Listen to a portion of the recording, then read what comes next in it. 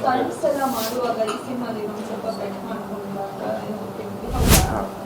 ಅಂದ್ರೆ stunts ಮಾಡುವಾಗಲ್ಲ practice ಮಾಡುವಾಗ song dance ಅದು ಜಾನಿ ಮಾಸ್ಟರ್ ಸಾಂಗ್ ಇತ್ತು. ಅದ್ರ ಬಿಫೋರ್ ನಾನು ಪ್ರಾಕ್ಟೀಸ್ ಮಾಡ್ಬೇಕಾದ್ರೆ ಹಿಂದಿನ ದಿನ ಇನ್ನೊಂದು ದಿನ ಸ್ವಲ್ಪ ಜಾಸ್ತಿ ಓವರ್ ಪ್ರಾಕ್ಟೀಸ್ ಮಾಡಿ ಒಂದು ಬ್ಯಾಕ್ ಫ್ಲಿಪ್ಗೆ ಹಿಂಗ್ ಮಾಡಿ ಗೋಡೆ ಹತ್ರ ಹಿಂಗ್ ಕಾಲಿಗೆ ಹಿಂಗ್ ಜಂಪ್ ತರ ಇತ್ತು. ಸೊ ಮಸಲ್ ಎಕ್ಸ್ಟ್ರಾ ಎಲಾಂಗೇಟ್ ಆಗಿ ಬಿದ್ದ ತಕ್ಷಣ ಫುಲ್ ಕಂಪ್ಲೀಟ್ ಮಸಲ್ ಟೇರ್ ಆಗಿತ್ತು. So around like 22 inches something full cut ಆಗಿತ್ತು, ಮಸಲ್ ಟೇರ್ ಆಗಿತ್ತು. ಆಲ್ಮೋಸ್ಟ್ ಒಂದು 70% ಹತ್ತ ಟೇರ್ ಆಗಿತ್ತು.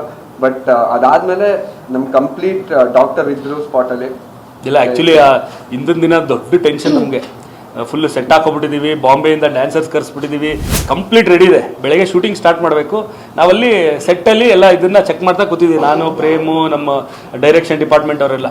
ನಮಗೆ ಟಕ್ಕನ್ ಫೋನ್ ಬಂದರೆ ಹಿಂಗೆ ವಿರಾಟ್ ಕಾಲು ಹಿಂಗಾಗೋಗಿದೆ ಅಂತ. Full tension. ಬಂದು ನೋಡಿದ್ರೆ ನಡೆಯೋಕ್ಕಾಗ್ತಿಲ್ಲ ಅವ್ರಿಗೆ.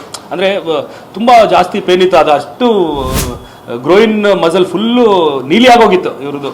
ಆಮೇಲೆ ಇಮಿಡಿಯೇಟ್ ಡಾಕ್ಟರ್ ಹತ್ರ ಹೋಗಿ ಜಯಣ್ಣ ಹಂಗೆ ಇನ್ಫಾರ್ಮ್ ಮಾಡಿದ್ವಿ, ಹಿಂಗಾಗಿದೆ ಜಯಣ್ಣ ಅಂತ. ಸೊ ತೊಂದರೆ ಇಲ್ಲ, ಅವ್ರಿಗೆ ಆಗಲ್ಲ ಅಂದರೆ ಕ್ಯಾನ್ಸಲ್ ಮಾಡೋಣ.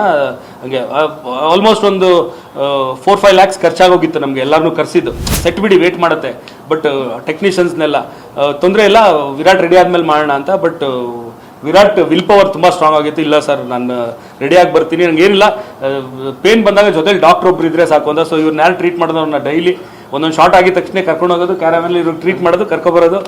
ಪಾಪ ಸ್ಟೆಪ್ ಮಾಡಿದ ತಕ್ಷಣ ಕಣ್ಣಲ್ಲಿ ನೀರಿರೋದು. ಬಟ್ ನಮ್ಗೆ ಅದೊಂದು ಟೆನ್ಷನ್, ಅಯ್ಯೋ ಒಂದು ಪೆಪ್ಪಿ ಸಾಂಗು, ವಿರಾಟ್ ಎಕ್ಸ್ಪ್ರೆಷನ್ಸ್ ಹೆಂಗಿರುತ್ತೋ ಅಂತೆಲ್ಲ ತುಂಬ ಟೆನ್ಷನ್ಲಿದ್ವಿ. ಬಟ್ ಎಲ್ಲೂ ಒಂದು ಫ್ರೇಮಲ್ಲೂ ಅದು ಗೊತ್ತಾಗತ್ರ ಮಾಡಿಲ್ಲ ವಿರಾಟ್. ಸೊ ಅದಕ್ಕೆ ಥ್ಯಾಂಕ್ಸ್ ಜೈನನ್ ಕಡೆಯಿಂದ ಲಾಸ್ ಮಾಡ್ತೀನಿ. ಇಲ್ಲ ಹಂಗಲ್ಲ, ಆಕ್ಚುಲಿ ನಾ ಎಂಟೈರ್ ಟೀಮ್ ಥ್ಯಾಂಕ್ಸ್ ಹೇಳ್ಬೇಕು. ಯಾಕಂದ್ರೆ ಎಲ್ಲ ಸಪೋರ್ಟ್ ಮಾಡಿದ್ರು. ಅಂಡ್ ಎವ್ರಿ 24/7 ಜೊತೆಲೇ ಇದ್ರು. ಅಂಡ್ ಇವನ್ ಡಾಕ್ಟರ್ ಸ್ಪಾಟ್ ಅಲ್ಲಿ ಇದ್ರು. ಸೊ ಎವ್ರಿ ಸೆಟ್ ಆದ್ಮೇಲೆ ಅವ್ರು ಮೈಕ್ರೋ ಟೇರ್ ತರ ಏನೋ ಮಾಡ್ತಾ ಇದ್ರು. ಇಟ್ ವಾಸ್ ಚಾಲೆಂಜಿಂಗ್ ಪಕ್ಕ. ಯಾಕಂದ್ರೆ ಒಂದು ಹೆಜ್ಜೆ ಇಟ್ರೆ ಬ್ರೈನ್ ಕರೆಂಟ್ ಹೊಡೆದಂಗೆ ಆಗ್ತಿತ್ತು, ಅಷ್ಟು ಪೇನ್ ಇತ್ತು. ಬಟ್ ಎಂಟೈರ್ ಟೀಮ್ ಆಕ್ಚುಲಿ ಅಷ್ಟು, ಐ ಮೀನ್ ಬೇರೆ ಕಡೆಯಿಂದ ಬಾಂಬೆಯಿಂದೆಲ್ಲ ಡ್ಯಾನ್ಸರ್ಸ್ ಕರ್ಸಿದ್ವಿ. ಸೆಟ್ ಆಗಿತ್ತು, ಐ ಮೀನ್ ದೊಡ್ಡ ಸೆಟ್ ಹಾಕಿದ್ರು, 1.5 ಕೋಟಿ ಖರ್ಚು ಮಾಡಿ. ಸೊ ನಾನೊಬ್ಬನಿಂದ ಲೈಕ್ ಅಷ್ಟು ಜನ ವೆಯ್ಟಿಂಗ್, ಆಮೇಲೆ ಅಷ್ಟು ಜನ ಮತ್ತೆ ಕ್ಯಾನ್ಸಲ್ ಆದರೆ ಮತ್ತೆ ರೀಸ್ಕೆಡ್ಯೂಲ್ ಮಾಡಬೇಕು. And even Jani master dates ಬೇರೆ ಒಂದು ಸ್ವಲ್ಪ ಪ್ರಾಬ್ಲಮ್ ಇತ್ತು. ಅಂದರೆ ಬಿಕಾಸ್ ಅವ್ರು ನೆಕ್ಸ್ಟ್ ರಂಜಾನ್ ಬಂದು ಅವ್ರೊಂದು 30 days ಸಿಗ್ತಿರ್ಲಿಲ್ಲ. ಸೊ ಎಲ್ಲ ಕಡೆಯಿಂದ ನೋಡಿದ್ರು ಮೀನ್ ಲಾಸ್ ಥರ, ಐ ಮೀನ್ ನಾಟ್ ಜಸ್ಟಿಫಿಕೇಶನ್ ಇರಲಿಲ್ಲ. ಸೊ ಡಾಕ್ಟರ್ ಹೇಳಿದ್ರು ಲೈಕ್, ಡಾಕ್ಟರ್ ನೀವು 24/7 ಜೊತೆಲಿದ್ರೆ ವಿಲ್ ಟ್ರೈ ಅಂತ.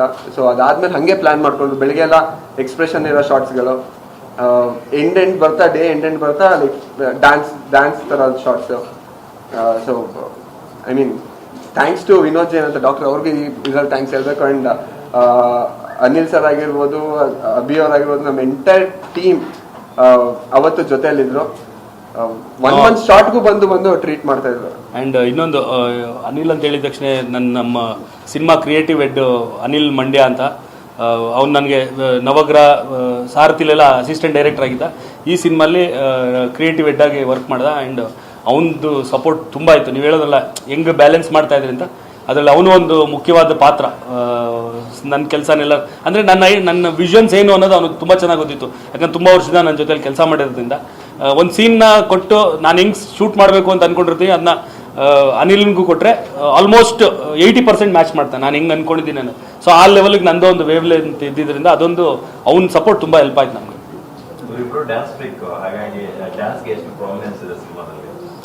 ಅದೇ ನೋಡಿದ್ರಲ್ಲ ನೀವು ಟಾಂಗ್ ಸಾಂಗು. ಸೊ 2-3 ಸಾಂಗಲ್ಲಿ ಡ್ಯಾನ್ಸಿಂಗ್ ನಂಬರ್ಸು.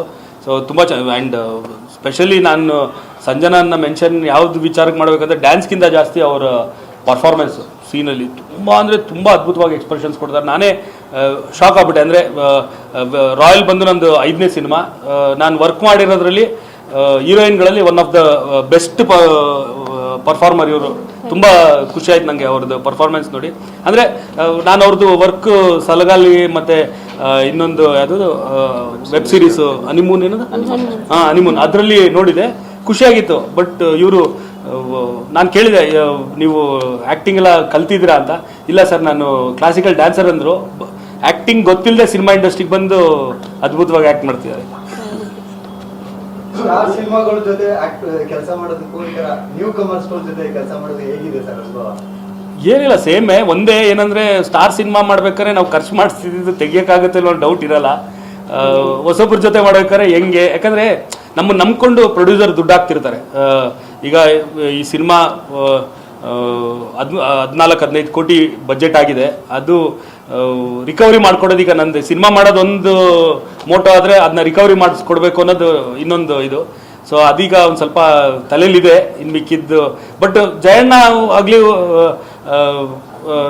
ನಂದು ಜೊತೆ ಸಿನಿಮಾಗೆ ಆ್ಯಕ್ಚುಲಿ ವಿಜಯ್ ಕಿರಿಗೊಂದರ್ ಅವರು ಕೋ ಪ್ರೊಡ್ಯೂಸರ್. ಅದು ಅವ್ರ ಫಸ್ಟ್ ಸಿನಿಮಾ ನನ್ನ ಜೊತೆಲಿ ಇಂಡಸ್ಟ್ರಿಲಿ ಬಂದಾಗ ಅವಾಗ ತುಂಬ ಇದೇ ಥರ ಟೆನ್ಷನ್ ಇತ್ತು ನನಗೆ. ಆಗ ವಿಜಯ್ ಸರ್ ಒಂದೇ ಮಾತು ಹೇಳಿದ್ದು, ನಾ ಎಡಿಟಿಂಗ್ ಕರ್ಕೊಂಡೋಗಿ ಅವ್ರಿಗೆ ಸಿನಿಮಾ ತೋರಿಸಿದಾಗ ತುಂಬ ಟೆನ್ಷನ್ ಇತ್ತು. ಖರ್ಚು ಮಾಡಿಸ್ಬಿಟ್ಟಿದ್ದೀನಿ ಸಿನಿಮಾಗೆ, ಅವ್ರ ಕೈಲಿ ದುಡ್ಡು ಹಾಕ್ಸಿದ್ದೀನಿ, ಹೆಂಗೆ ಅವ್ರು ದುಡ್ಡು ತೆಕ್ಕೊಡೋದು ಅಂತ.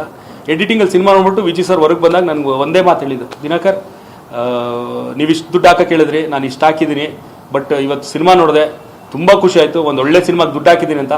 ದುಡ್ಡು ಬರ್ದೇದು ತಲೆ ಕೆಡಿಸ್ಕೊಬೇಡಿ, ಖುಷಿಯಾಗಿರಿ, ಒಂದು ಒಳ್ಳೆ ಸಿನಿಮಾ ಮಾಡಿದ್ದೀನಿ ಅಂತ. ಹಂಗೆ ಹೇಳಿದ ತಕ್ಷಣ ತಲೆ ಮೇಲಿಂದ ಒಂದು 100 kg ಭಾರ ತೆಗೆದು ಸೈಡಲ್ಲಿ ಇಟ್ಟಂಗೆ ಆಯಿತು. ಸೊ ಅದೇ ಎಕ್ಸ್ಪೀರಿಯನ್ಸು ಜಯಣ್ಣನ ಹತ್ರ ಆಯಿತು. ಸಿನಿಮಾದ ಎಲ್ಲನೂ ಕಂಟೆಂಟ್ ಬೋಗಣ್ಣಂಗಾಗಲಿ ಜಯಣ್ಣಂಗಾಗಲಿ ತೋರಿಸಿದಾಗೆಲ್ಲನೂ ಅವರು ಹೇಳ್ತಾ ಇದ್ದ ಮಾತು ಕೇಳಿದಾಗ ಒಂದು ಸ್ವಲ್ಪ ಏನೋ ಅವ್ರಿಗೆ ಈ ಸಿನಿಮಾಯಿಂದ ದಿನಕರ್ ದುಡ್ಡು ತೆಗೆಸ್ಕೊಡ್ತಾನೋ, ಖರ್ಚು ಮಾಡ್ತಾನೋ, ತೆಗೆಸ್ಕೊಡ್ತಾನೋ ಎಲ್ಲೋ ಡೌಟ್ ಅವ್ರಿಗಿಲ್ಲ ಅಂತ ಅನಿಸ್ತಾ ಇತ್ತು. ಸೊ ಅದೊಂದು ನೆಮ್ಮದಿ ಇದೆ. ಅದಕ್ಕೆಲ್ಲ ನೀವು ಸ್ವಲ್ಪ ಜಾಸ್ತಿ ಸಪೋರ್ಟ್ ಮಾಡಬೇಕು ಸರ್. ಸಿನಿಮಾ ಟೈಟ್ಲು ಕೂಡ ರಾಯಲ್, ಬಜೆಟ್ ರಾಯಲ್ ಆಗಿದೆಯಾ ಸರ್? 100% ಸರ್ ಯೋಚನೆ ಮಾಡಿ, ಒಬ್ಬ ಸೆಕೆಂಡ್ ಸಿನಿಮಾಗೆ 15 ಕೋಟಿ ದುಡ್ಡು ಹಾಕಿದ್ದಾರೆ ಅಂದರೆ ಯಾವ ರೇಂಜ್ಗೆ ಇರುತ್ತೆ ಅಂತ. ಸರ್ ಹೆಸರಿಗಾಗ್ಲಿ ಮತ್ತೆ ಪ್ರೊಡಕ್ಷನ್ ನೇಮ್ಗಾಗ್ಲಿ ಅಷ್ಟು ವರ್ಷದಿಂದ ಇಲ್ಲಿವರೆಗೂ ಇದ್ದಾರೆ ಅಂತ ಅಂದಮೇಲೆ ಆಬ್ವಿಯಸ್ಲಿ ಅಂತ ರಾಯಲ್ ಸಿನಿಮಾಗಳು ಕೊಟ್ಕೊಂಬಂದಿರೋದಕ್ಕೆ ಇವತ್ತು ರಾಯಲ್ ಮೂವಿ ಮಾಡ್ತಾ ಇರೋದು. ಮತ್ತೆ ಜಯಣ್ಣ ಈ ಸಿನಿಮಾ ಮಾಡೋಕ್ಕಿಂತ ಮುಂಚೆ ನಂಗೆ ಹೇಳ್ತಿದ್ದು ಒಂದೇ, ನೋಡಿ ದಿನಕರ್, ಈಗ ನಾವು ಬರೀ ಕನ್ನಡ ಸಿನಿಮಾ ಜೊತೆ ಕಾಂಪೀಟ್ ಮಾಡೋಕ್ಕಾಗಲ್ಲ, ನಾವು ಇಡೀ ಸೌತ್ ಇಂಡಿಯಾ ಹಿಂದಿ ಎಲ್ಲದಕ್ಕೂ ಕಾಂಪೀಟ್ ಮಾಡಬೇಕು. ಸೊ ವಿಷನ್ ನಿಂದು ಹಂಗಿರಲಿ, ಅವೆಲ್ಲದ್ರ ಜೊತೆಲಿ ನಿನ್ನ ಸಿನಿಮಾ ನಿಂಗೆ ಇಟ್ಟಾಗ ಇದೇನು ಕಮ್ಮಿ ಇಲ್ಲ ಅಂತ ಅನ್ನಿಸೋ ಥರ ಇರಬೇಕು ಅಂತ ನಂಗೆ ಫಸ್ಟ್ ಹೇಳಿದರು. ಸೊ ಅದೇ ಥರ ಮಾಡಿದ್ದಾರೆ.